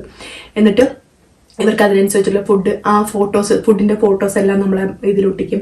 ഇന്ന് ഡ്യൂട്ടിക്ക് വരുന്ന സ്റ്റാഫുകളുടെ പേര്. ഇന്ന് ഞാനാണ് വർക്ക് ചെയ്യുന്നത്, എൻ്റെ കൂടെ 3 അതർ കെയറേഴ്സ് ഉണ്ട്. ഞങ്ങളുടെ 4 പേരുടെ ഫോട്ടോയും ആ നോട്ടീസ് ബോർഡിൽ അവർ ഒട്ടിച്ചു വെച്ചേക്കും. അപ്പം ഈ റെസിഡൻസിന് അറിയാം, ഇന്ന് മഞ്ജു ആണ് ഇന്ന് ഡ്യൂട്ടിയിലുള്ളത്, ഇന്ന് ഇന്ന ആളുകളാണ്. അവരത് എക്സ്പെക്ട് ചെയ്തിരിക്കും. അവരും അപ്പോൾ ഓൾറെഡി എല്ലാം പ്ലാൻ ചെയ്യും. അവരിങ്ങോട്ട് പറയും, ഭയങ്കര ആക്റ്റീവ് ആക്കി വെക്കും. പക്ഷെ നോർമലി പോകുന്ന ദിവസങ്ങളും ഉണ്ട്. ചില സമയം ഭയങ്കര ചലഞ്ചിങ് ആയിട്ട് ഇവരെ മൂഡ് മാറുന്ന ദിവസങ്ങളുണ്ടാവാം. ചിലപ്പോൾ നമ്മുടെ കൂടെ വർക്ക് ചെയ്യേണ്ട ഒരു റെഗുലർ സ്റ്റാഫ് ഇന്നില്ല, അതിന് പകരം വേറെ പുതിയൊരാളെ വന്നെങ്കിൽ ആ ആളെ കണ്ടിട്ട് ഇതിലേതെങ്കിലും ഒരു അമ്മച്ചിമാർക്കോ അല്ലെങ്കിൽ ഒരു അപ്പച്ചനോ അവരുടെ മൂഡ് ചേഞ്ച് ആയേക്കാം. വർക്ക് ചെയ്യുന്ന ഞങ്ങളാണെങ്കിലും അവിടുത്തെ റെസിഡൻസ് ആണെങ്കിൽ പോലും ഡെയിലി ഒരേ കാര്യങ്ങളല്ല ചെയ്യുന്നത്. നമുക്ക് എക്സൈറ്റഡ് ആയിട്ട് ഡിഫറെന്റ് ഇന്നിപ്പോൾ ചെയ്യുന്ന കാര്യങ്ങളല്ല നമ്മൾ നാളെ ചെയ്യുന്നത്. അപ്പം എല്ലാ ദിവസവും ഡിഫറെന്റ് ആയിട്ടുള്ള കാര്യങ്ങളാണ്. പിന്നെ ചലഞ്ചസ് വരുമ്പം ആ ചലഞ്ചസ് നോക്കണം. ഇതിനനുസരിച്ച് ചിലപ്പോൾ മെഡിക്കൽ നീഡ്സ് വരും. ചിലപ്പോൾ അവർക്ക് പനി വരാം, ചുമ വരാം, ബ്രീത്തിങ് ഡിഫിക്കൽറ്റി വരാം. ഒരമ്മച്ചി CPAP വെച്ചിട്ടാണ് കിടക്കുന്നത്. പിന്നെ അതിലൊരു അപ്പച്ചൻ ഇമ്മൊബൈലാണ്. ആ അപ്പച്ചനാണെങ്കിൽ ഫുഡ് കഴിക്കാൻ പറ്റത്തില്ല. അപ്പം പുള്ളിക്ക് കംപ്ലീറ്റ്ലി ഒരു ട്യൂബ് ഇട്ടിരിക്കുകയാണ്. ആ ട്യൂബിൽ എല്ലാ ദിവസവും 1000 ml ന്യൂട്രീഷ്യസ് ആയിട്ടുള്ള പെഗ് എന്നാണ് വരുന്നത്, പെഗ് ഫീഡ് നമ്മൾ കൊടുക്കുന്നത്. അപ്പൊ അത് മാത്രമേ പുള്ളി വായിക്കൂടെ ഒന്നും കഴിക്കാറില്ല. അപ്പൊ ചിലപ്പോൾ ഇത് ചിലപ്പോൾ ബ്ലോക്കായി പോവാം. അതല്ലെന്നുണ്ടെങ്കിൽ ആ അപ്പച്ചന് യൂറിൻ പാസ് ചെയ്യാനായിട്ട് നമ്മുടെ യൂറീത്രയിലൂടെ കത്തീറ്റർ ഇടുന്നതിനേക്കാളും വേറെ ഡയറക്റ്റ് ബ്ലാഡറിലോട്ട് നമുക്ക് കത്തീറ്റർ ഇടാം. അങ്ങനെ ബ്ലാഡറിലോട്ട് സുപ്രാപെബിക് കത്തീറ്റർ എന്ന് പറയുന്നത്, ആ കത്തീറ്റർ ഇട്ട് അതിലേക്കൂടാണ് യൂറിൻ ഡ്രെയിൻ ചെയ്യുന്നത്. ചിലപ്പോൾ അതിനകത്ത് ചിലപ്പോൾ യൂറിൻ ഇൻഫെക്ഷൻ വരാം. അങ്ങനെ പല പല കാര്യങ്ങൾ വരാം. അവിടെ ഒരു ഡോക്ടർ ഇല്ല. ഈ ഡോക്ടറിനെ കാണണമെങ്കിൽ നമ്മൾ അപ്പോയിന്റ്മെന്റ് എടുത്ത് ഡോക്ടറിന്റെ അടുത്ത് കൊണ്ടുപോവുക ചെയ്യേണ്ടത്. അങ്ങനെ നമ്മൾ അപ്പോയിന്റ്മെന്റ്സിന് പോകുമ്പോൾ ഞങ്ങളുടെ മാനേജർക്ക് നിർബന്ധമാണ് നഴ്സും കെയർ ഗിവേഴ്സും ഒരുമിച്ച് പോകുക. അല്ലാതെ ഇവർക്ക് എന്തെങ്കിലും ആക്ടിവിറ്റി ആണെന്നുണ്ടെങ്കിൽ ഇവർക്ക് മെഡിസിൻ ഇല്ലാത്ത സമയങ്ങളിൽ കെയർ ഗിവേഴ്സിന് മാത്രം അവരെ കൊണ്ടുപോയിട്ട് തിരിച്ചു കൊണ്ടുവരാം. അതല്ല ഒരു അപ്പോയിന്റ്മെന്റിന് പോവുകയാണെങ്കിൽ മാൻഡേറ്ററി ആയിട്ട് ആ നഴ്സ് കൂടെ പോകണമെന്ന് ഞങ്ങളുടെ മാനേജർക്ക് നിർബന്ധമാണ്. ഞങ്ങൾ അപ്പോയിന്റ്മെന്റിന് കൂടെ കൊണ്ടുപോകും. അങ്ങനെ ഡോക്ടേഴ്സിന്റെ കെയർ കൊടുക്കുക. പിന്നെ അവിടുത്തെ സോഷ്യൽ ഇവന്റ്സ്, ക്രിസ്മസ് വരുമ്പോഴത്തേന് നമ്മുടെ വീട് ഡെക്കറേറ്റ് ചെയ്യുന്ന പോലെ തന്നെ ആ വീട് ഡെക്കറേറ്റ് ചെയ്യും. പിന്നെ HSC തന്നെ ഒരു സാന്റാക്ലോസ് അവർ വിടുമായിരിക്കും ഇങ്ങനെയുള്ള പല ഹൗസസിലും പോകാൻ വേണ്ടിയിട്ട്. അപ്പം ഞങ്ങൾക്ക് ക്രിസ്മസിനൊന്നും എനിക്ക് ഡ്യൂട്ടി ഇല്ലായിരുന്നു, പക്ഷെ ഞാൻ ചെന്ന് ഫോട്ടോസൊക്കെ കണ്ടായിരുന്നു. ആ ഒരു സാന്റാക്ലോസ് രാവിലെ തൊട്ട് വൈകുന്നേരം വരെ അവിടെ ഉണ്ടായിരുന്നു. ഇവർ സാന്റയുടെ കൂടെ എൻജോയ് ചെയ്തു. അവർ വിശ്വസിക്കുകയാണ് അത് റിയൽ സാന്റ ആണെന്ന് അവർ വിശ്വസിക്കുകയാണ്. പിന്നെ നമ്മൾ ക്രിസ്മസ് ട്രീയുടെ അടിയിൽ നമ്മൾ ഗിഫ്റ്റ്, ഇവരുടെ ഫാമിലി തരുന്ന ഗിഫ്റ്റും അല്ലാതെ നമ്മൾ തന്നെ നമ്മുടെ റെസിഡൻസിന് വേണ്ടിയിട്ട് ക്രിസ്മസിന് വേണ്ടി നമ്മൾ ഗിഫ്റ്റ് ഒക്കെ മേടിക്കും. അവർക്ക് പുതിയ ഡ്രസ്സൊക്കെ മേടിക്കും. കാരണം ഇവർക്ക് ഫണ്ട് വരുന്നുണ്ട്. ഈ ഫണ്ട് വീക്ക്ലി നഴ്സുമാരാണ് മെയിലായിട്ട് എല്ലാ ഞായറാഴ്ച നമ്മൾ റിക്വസ്റ്റ് കൊടുക്കും. എല്ലാ വ്യാഴാഴ്ച തേഴ്സ്ഡേയ്സും അത് റെഡി ആയിട്ടിരിക്കും. ഒരു കെയർ ഗിവറിനെ വിട്ടിട്ട് നമ്മളത് മേടിക്കും. ആ പൈസയാണ് വീക്ക്ലി, ഞാൻ പറഞ്ഞില്ലേ വീക്ക്ലി പല തെറാപ്പീസും കൊടുക്കുന്നുണ്ടെന്ന്. അരോമ തെറാപ്പി, കാലില് ഇങ്ങനെ മസാജ് കൊടുക്കുന്ന തെറാപ്പി, മ്യൂസിക് തെറാപ്പി, ഇതിനൊക്കെ പൈസ കൊടുക്കണം. ഇതൊക്കെ പൈസ പേ ചെയ്യുന്നത് ഇവർക്കുള്ള ഫണ്ട് വരുന്നുണ്ട്. ആ ഫണ്ടിൽ നിന്ന് മേടിച്ചിട്ടാണ് ഇവർക്ക് ഇതൊക്കെ കൊടുക്കുന്നത്. ഇവരുടെ ഫാമിലി ആയിട്ടുള്ള പൈസ ഇവർക്കുണ്ട്, പ്ലസ് ഗവൺമെന്റിൽ നിന്നുള്ള ഫണ്ടും. ഇതെല്ലാം കുഞ്ഞുനാൾ തൊട്ട് ഇവർക്ക് വന്നിട്ട് ഇവരുടെ അക്കൗണ്ടിൽ കിടപ്പുണ്ട്. ഈ അക്കൗണ്ട് എല്ലാം മെയിൻറ്റെയിൻ ചെയ്യുന്നത് ഈ ഞങ്ങളുടെ ഡിപ്പാർട്ട്മെന്റ് ആണ്. ചില ആളുകൾ എക്സസ് ആയിട്ട് മണി ചെലവാക്കാനുള്ള ചാൻസ് ഉണ്ട്. ആ അമ്മച്ചി എല്ലാ ആഴ്ചയിലും തിങ്കളും വെള്ളിയും ഷോപ്പിങ്ങിന് പോകും. ചാരിറ്റി ഷോപ്സ് ഉണ്ട്. ചാരിറ്റി ഷോപ്സ് എന്ന് വെച്ചാൽ നമ്മൾ ഈ ആളുകൾ ഉപയോഗിച്ച സെക്കൻഡ് ഹാൻഡ് നല്ല ഡ്രസ്സുകളും ബാഗുകളും അങ്ങനെയുള്ള സാധനങ്ങളെല്ലാം അവിടെ വില കുറച്ച് കിട്ടും. അതായത് നമ്മൾ ചിലപ്പോൾ 100 യൂറോയുടെ 50 യൂറോയുടെ ഒക്കെ ജാക്കറ്റുകളും അങ്ങനത്തെ ഡ്രസ്സൊക്കെ ആണെങ്കിൽ ഇവിടെ ചിലപ്പോൾ 2 യൂറോയ്ക്ക് 3 യൂറോയ്ക്ക് 10 യൂറോയ്ക്കൊക്കെ കിട്ടും. അത് ഉപയോഗിച്ചതായതുകൊണ്ട് അങ്ങനെയുള്ള ചാരിറ്റി ഷോപ്സിലാണ് പുള്ളിക്കാരി ഷോപ്പിങ്ങിന് പോകുന്നത്. എല്ലാ തിങ്കളാഴ്ചയും വെള്ളിയാഴ്ചയും ഇവർക്ക് നമ്മൾ പോക്കറ്റ് മണി ഇവരുടെ ഫണ്ടിൽ നിന്ന് ഇവരുടെ പൈസക്കകത്ത് നിന്ന് നമ്മളത് കൊടുക്കും. കാരണം ഇവരുടെ ബിഹേവിയർ ആണ്, നമുക്കത് സ്റ്റോപ്പ് ചെയ്യാൻ പറ്റത്തില്ല. അപ്പൊ അതിനെ കൺട്രോൾ ചെയ്യാൻ വേണ്ടിയിട്ട് ഒരു സ്റ്റാഫ് അതിനെ ലൊക്കേറ്റ് ചെയ്ത് ഇവരുടെ കൂടെ പോകും. ഷോപ്പിങ്ങിന് പോകുമ്പോൾ ഇവർ എക്സ്ട്രാ പൈസ എടുത്തത് വാങ്ങിക്കുവാണെങ്കിൽ ഇല്ല ഇത്ര പൈസയും നിനക്ക്. അപ്പോൾ ഷോപ്പിങ്ങിന് വേണ്ടി മാക്സിമം 15 യൂറോ ഒരു ദിവസം കൊടുക്കുള്ളൂ. അപ്പൊ തിങ്കളാഴ്ച 15, വെള്ളിയാഴ്ച 15. ഈ 15 യൂറോയും ഫുള്ള് സ്പെൻഡ് ചെയ്തിട്ടേ പുള്ളിക്കാർ വരുള്ളൂ. എന്നിട്ട് ഇവർ വാങ്ങിക്കുന്നതൊക്കെ പുതിയ പുതിയ ഡ്രസ്സുകളൊക്കെ ആയിരിക്കും. പക്ഷെ ഈ ഡ്രസ്സൊക്കെ 1 or 2 തവണ ഇട്ട് കഴിഞ്ഞാൽ അത് ബിന്നിലെടുത്ത് കളയും. പിന്നെ അത് അവർ യൂസ് ചെയ്യാറില്ല. പിന്നെ ഇവര് സിഗരറ്റ് വലിക്കുന്ന ആ അമ്മച്ചി സിഗരറ്റ് വലിക്കുന്നവർക്ക് അവർ സിഗരറ്റും മേടിക്കും. സിഗരറ്റും ആദ്യം എന്ന് വെച്ചാൽ അവർ അൺകൺട്രോൾഡ് ആയിട്ട് ഒരുപാട് മേടിക്കുമായിരുന്നു. അപ്പം നമുക്ക് ചെയ്യാൻ പറ്റുന്ന അതിലൊക്കെ ഒന്ന് ലിമിറ്റ് ചെയ്യാം. പൈസയാണെങ്കിലും അനാവശ്യമായിട്ട് ഒരുപാട് ചിലവാക്കി കളയിക്കാതെ അതിലൊക്കെ ഒന്ന് കൺട്രോൾ ചെയ്ത് കൊണ്ടുപോകാം. പക്ഷെ കംപ്ലീറ്റ്ലി നമുക്കിത് സ്റ്റോപ്പ് ചെയ്യാൻ പറ്റത്തില്ല. അപ്പം ഞങ്ങളെപ്പോലുള്ളവരാണ് ഇതൊക്കെ മെയിൻറ്റെയിൻ ചെയ്യിപ്പിച്ച് കൊണ്ടുപോകുന്നത്. കെയർ ഗീവേഴ്സും നഴ്സുമാരും ഞങ്ങൾ അതിലൊക്കെ അവരൊന്ന് കൺട്രോൾ ചെയ്ത് ഇത്രയും രൂപ ചിലവാക്കാവുള്ളൂ, അങ്ങനെ പാടില്ല എന്നൊക്കെ പറയും. അങ്ങനെ ഒരുപാട് കാര്യങ്ങളുണ്ട് അവിടെ ശ്രദ്ധിക്കാനായിട്ടാണെന്നുണ്ടെങ്കിൽ. പിന്നെ ഇവർ ഫോൾസ് അലിഗേഷൻസ് ഉണ്ടാക്കാം.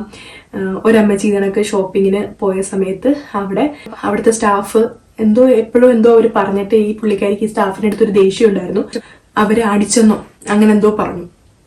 അത് പക്ഷെ ഭയങ്കര ഒരു ഇഷ്യൂ ആയി. ഗാർഡെ വരെ വിളിക്കേണ്ട ഒരു സ്റ്റേജായി. പക്ഷെ സംഭവം അന്വേഷിച്ചു വന്നു. CCTV ഒക്കെ ചെക്ക് ചെയ്തപ്പം പുള്ളിക്കാരി അങ്ങനെ അടിച്ചിട്ടില്ല, ഈ റെസിഡന്റിനെ അടിച്ചിട്ടില്ല. പക്ഷെ പുള്ളിക്കാരിക്ക് എപ്പോഴോ ഈ സ്റ്റാഫിനോട് എപ്പോഴും സ്ഥിരമായിട്ട് ഷോപ്പിങ്ങിന് പോകുന്ന സ്ഥലമല്ലേ, അപ്പൊ ആ പുള്ളിക്കാരി അടുത്തൊരു ദേഷ്യം ഉണ്ടായിരുന്നു. എപ്പോഴും ഒരു സാധനം അവര് സ്റ്റാഫിനോട് ചോദിക്കാതെ എടുത്ത് ബാഗിൽ വെക്കാൻ നോക്കിയപ്പോൾ ഈ സ്റ്റാഫ് പറഞ്ഞത് എടുക്കാൻ പാടില്ലെന്ന് പറഞ്ഞു. കൺട്രോൾ ചെയ്തപ്പം ആ സ്റ്റാഫിന്റെ അടുത്ത് ആ ദേഷ്യം മനസ്സിൽ കിടന്നിട്ടാണ് ഒരു ഫോൾസ് അലിഗേഷൻ ഇവരെ അടിച്ചു എന്നൊരു കള്ളത്തരം പറഞ്ഞത്. പക്ഷേ CCTV ഒക്കെ ചെക്ക് ചെയ്തപ്പോൾ അത് നടക്കാത്ത കാര്യമാണ്. അപ്പൊ അതും നമ്മൾ കെയർ പ്ലാനിൽ ആഡ് ചെയ്യണം. ഫോൾസ് അലിഗേഷൻ ഇങ്ങനെ ഒരു ഹിസ്റ്ററി ഉണ്ടായെന്നും അപ്പൊ ഇനി ഫോൾസ് അലിഗേഷൻസ് ഉണ്ടാവാൻ ചാൻസ് ഉണ്ടെന്നുള്ള രീതിയിൽ നമ്മൾ കെയർ പ്ലാനിൽ അതും നമ്മൾ ആഡ് ചെയ്യും. ചിലപ്പോൾ നാളെ വേറൊരു സ്റ്റാഫിനെ കുറിച്ച് ഇവരിങ്ങനെ പറഞ്ഞേക്കാം, നമുക്ക് പറയാൻ പറ്റില്ലല്ലോ. പിന്നെ വേറൊരു ഹിസ്റ്ററി എന്ന് വെച്ചാൽ വേറൊരു അമ്മച്ചി ഇതണക്ക് സ്വിം ചെയ്യാൻ താല്പര്യമുള്ള ഒരു അമ്മച്ചി ഉണ്ടായിരുന്നു. ആ അമ്മച്ചിനെ സ്വിമ്മിങ്ങിന് കൊണ്ടുപോയിരുന്നു. സ്വിമ്മിങ്ങിന് പോയപ്പം അന്ന് പക്ഷെ ഭാഗ്യത്തെ മാനേജറിന്റെ കൂടെ ആയിരുന്നു. പുള്ളിക്കാരിക്ക് അറിയാം, പക്ഷെ എന്തോ ആ സമയത്ത് അന്ന് പുള്ളിക്കാരി പബ്ലിക്കിൽ അവിടെ ആളുകൾ എന്തുകൊണ്ടായിരുന്നു, പെട്ടെന്ന് പുള്ളിക്കാരി അവിടെ വെച്ച് ഡ്രസ്സ് മാറി. കംപ്ലീറ്റ്ലി മാറിയില്ല, അവിടെ ഒത്തിരി പേരില്ലായിരുന്നു. പക്ഷെ എന്തായാലും അതും നമ്മൾ കെയർ പ്ലാനിൽ നമ്മൾ ആഡ് ചെയ്യും. ഇങ്ങനത്തെ ഒരു ചാൻസ് ഉണ്ട്, അതുകൊണ്ട് നമ്മൾ കെയർഫുൾ ആയിട്ടിരിക്കണം, എപ്പോഴും കൂടെ നിന്നിട്ട് അവർ നോക്കണം. അവർ ഇങ്ങനെ അത് നമ്മൾ ഓരോ പ്രശ്നങ്ങൾ വരുമ്പോഴാണല്ലോ ഇങ്ങനെ സംഭവിക്കാം എന്ന് നമ്മൾ റിസ്കുകൾ അസസ് ചെയ്യുക. അതാണ് ഏറ്റവും ഇമ്പോർട്ടൻ്റ് ആയിട്ടുള്ള കാര്യം. നമ്മൾ എന്തൊക്കെ വരാൻ ചാൻസ് ഉണ്ട്, ബിഹേവിയറൽ, ഞാനിപ്പോൾ കൂടുതൽ ബിഹേവിയറൽ ഇഷ്യൂസ് ആണ് പറയുന്നത്, മെഡിക്കൽ ഇഷ്യൂസ് ഇത് കണക്ക് വരാം. അപ്പം ബിഹേവിയറൽ ഇഷ്യൂസ് ആണെങ്കിലും എന്താണെങ്കിലും നമ്മൾ അതിനെ അസസ് ചെയ്യുക. വരാൻ ചാൻസ് ഉണ്ടെന്നുണ്ടെങ്കിൽ മനസ്സിലാക്കുക. ചിലരിങ്ങനെ ഒരു കാര്യമില്ലാതെ ചിലപ്പോൾ അവർ ഇറിറ്റേറ്റഡ് ആവും, ദേഷ്യം കാണിക്കും. അങ്ങനെയൊക്കെ കാണിക്കുമ്പോൾ പെട്ടെന്ന് നമ്മൾ ഫസ്റ്റ് ചെയ്യുന്നതെന്ന് വെച്ചാൽ നമ്മൾ അവരുടെ യൂറിൻ ചെക്ക് ചെയ്യും, യൂറിനകത്ത് എന്തെങ്കിലും ഇൻഫെക്ഷൻ ഉണ്ടോ എന്ന്. യൂറിൻ എന്തെങ്കിലും ഇൻഫെക്ഷൻ ഉണ്ടെങ്കിൽ അവർക്ക് കൺഫ്യൂഷൻ ഉണ്ടാവാൻ ചാൻസ് ഉണ്ട്, ക്ഷീണം വരാൻ ചാൻസ് ഉണ്ട്. ഒരു കാര്യമില്ലാതെ പെട്ടെന്ന് ബിഹേവിയർ ചേഞ്ച് ചെയ്യുമ്പോൾ നമ്മൾ യൂറിൻ ചെക്ക് ചെയ്യുമ്പോൾ മിക്ക ദിവസങ്ങളിലും യൂറിനിൽ ഇൻഫെക്ഷൻ ഉണ്ടാവും. അപ്പോൾ നമ്മൾ അപ്പം തന്നെ ഡോക്ടറിനെ കോൺടാക്ട് ചെയ്ത് യൂറിൻ ഇൻഫെക്ഷനുള്ള മെഡിസിൻ സ്റ്റാർട്ട് ചെയ്യും. ഇതാണ് എൻ്റെ വർക്കിംഗ് സെറ്റിങ്സ് എന്ന് പറയുന്നത്. ഒരുപാട് ഇഷ്ടമുള്ളൊരു ഫീൽഡാണ് എനിക്ക്. ഞാൻ ആഗ്രഹിച്ച് നേടിയെടുത്തൊരു ജോലിയാണിത്. ഇപ്പം 1 വർഷമായിട്ട് ഞാൻ ഇവിടെയാണ് വർക്ക് ചെയ്യുന്നത്. മെന്റൽ എന്നൊക്കെ പറഞ്ഞാലുള്ള കളിയാക്കാറുണ്ട്. അങ്ങനെയുള്ളവർക്ക് മാത്രമല്ല, ഇപ്പൊ നോർമൽ മെറ്റബോളിക് ഇഷ്യൂസ് ഉള്ളവർക്ക് പോലും ഡിപ്രഷനും അങ്ങനെയുള്ള കാര്യങ്ങൾ വരാം. ഇപ്പൊ ഈവൻ തൈറോയിഡിന് അബ്നോർമാലിറ്റീസ് ഉള്ളവർക്ക് പോലും ഭയങ്കരമായിട്ടുള്ള മൂഡ് സ്വിങ്സ് വരാം, റീസൺ അറിയാതുള്ള കരച്ചിൽ വരാം, പോസ്റ്റ്മോർട്ടം ഡിപ്രഷൻ. നമ്മൾ എത്രയോ കേസസ് വായിച്ചു. കുഞ്ഞിനെ ഡെലിവറി ഒക്കെ കഴിഞ്ഞ് കഴിയുമ്പോൾ ഹോർമോൺസിലുണ്ടാകുന്ന പലതരം ചേഞ്ചസും ഉണ്ട്. കുഞ്ഞിനെ വരെ കൊന്ന അമ്മമാരുടെ ന്യൂസ് നമ്മൾ വായിച്ചിട്ടുണ്ട്. അപ്പം അതൊക്കെയെന്ന് വെച്ചാൽ എല്ലാ കേസിലും അത് ജെനുവൻ കേസാണെന്ന് ഞാൻ പറയുന്നില്ല. പക്ഷേ പോസ്റ്റ്മോർട്ടം ഡിപ്രഷൻ എന്ന് പറയുന്നത് തന്നെ അത് വലിയൊരു കണ്ടീഷനാണ്. അത് അനുഭവിച്ചിട്ടുള്ളവർക്ക് മാത്രമേ അത് നമുക്ക്, അപ്പം എല്ലാ കാര്യങ്ങളും നമുക്ക് തന്നെ അനുഭവിച്ച് മനസ്സിലാക്കാൻ പറ്റത്തില്ല. പക്ഷേ കുറേയൊക്കെ നമുക്ക് ഇതൊക്കെ പഠിക്കുകയും ഇങ്ങനെയുള്ള എക്സ്പീരിയൻസ് ഉണ്ടാകുമ്പോൾ നമുക്ക് മറ്റുള്ളവരുടെ വിഷമങ്ങൾ മനസ്സിലാക്കാനും അവർ കടന്നു പോകുന്നൊരു സാഹചര്യത്തിനെ അണ്ടർസ്റ്റാൻഡ് ചെയ്യാനോ കറക്റ്റ് ടൈമിൽ ഐഡന്റിഫൈ ചെയ്യുകയാണെന്നുണ്ടെങ്കിൽ പല ജീവനുകളെ നമുക്ക് രക്ഷപ്പെടുത്താൻ വരെ പറ്റും. ചിലർ ഇങ്ങനെയുള്ള കൈവിട്ടു പോകുന്ന അവസരങ്ങളിൽ ആത്മഹത്യ വരെ ചിന്തിക്കുന്ന ആളുകളുണ്ട്. അങ്ങനെയൊക്കെ ചെയ്ത് സൂയിസൈഡ് ചെയ്ത് പോയവരുണ്ട്. അപ്പം അങ്ങനെയുള്ളവരെയൊക്കെ നമുക്ക് ഐഡന്റിഫൈ ചെയ്യാൻ പറ്റും. നമുക്ക് വേഗം തന്നെ നമുക്ക് അവർക്കൊരു ഹെൽപ്പ് കൊടുക്കാൻ പറ്റും. എല്ലാവരും രോഗികളായിട്ട് കാണണം എന്നല്ല ഞാൻ ഉദ്ദേശിച്ചത്. പക്ഷേ മനുഷ്യരുടെ മനസ്സൊന്ന് മനസ്സിലാക്കാൻ നമുക്ക് പറ്റിയിരുന്നെങ്കിൽ പല ആളുകൾക്കും പല പ്രശ്നങ്ങളിൽ നിന്നും എപ്പോഴും സോൾവ് ആവാൻ പറ്റും. എല്ലാവർക്കും എല്ലാവരോടും എല്ലാം തുറന്നു പറയാൻ പറ്റത്തില്ല. പക്ഷെ തുറന്നു പറയാതെയും നമ്മൾ ചില ആൾക്കാരെ മനസ്സിലാക്കേണ്ട സാഹചര്യങ്ങളുണ്ട്. ചിലപ്പോൾ ചിലർക്ക് എല്ലാവരുടെ പ്രശ്നങ്ങൾ റിവീൽ ചെയ്യാൻ പറ്റത്തില്ല എല്ലാവരോടും. പക്ഷെ അവര് പറയാതെ തന്നെ നമുക്ക് അവരുടെ പെരുമാറ്റത്തിൽ നിന്നോ സംസാരത്തിൽ നിന്നൊക്കെ നമുക്ക് മനസ്സിലാക്കാൻ പറ്റും അവരെന്തോ ഇഷ്യൂസിൽ കൂടെയാണ് കടന്നു പോകുന്നത്. അപ്പൊ അങ്ങനെയുള്ളവരടുത്ത് ഒരു കരുണ കാണിക്കാൻ നമുക്ക് പറ്റുകയാണെന്നുണ്ടെങ്കിൽ അത് ഇന്നത്തെ കാലത്ത് വളരെ വലിയൊരു നേട്ടമായിരിക്കും ആ ആളുകൾക്ക് എന്ന് ഞാൻ വിചാരിക്കുന്നു. അപ്പം എല്ലാവർക്കും നല്ലത് വരട്ടെ എന്ന് ആഗ്രഹിക്കുന്നു, ആശംസിക്കുന്നു. അപ്പം എല്ലാവർക്കും താങ്ക് യു സോ മച്ച്. ഇനി നല്ലൊരു വീഡിയോ ആയിട്ട് നമുക്ക് വീണ്ടും കാണാം. Bye bye.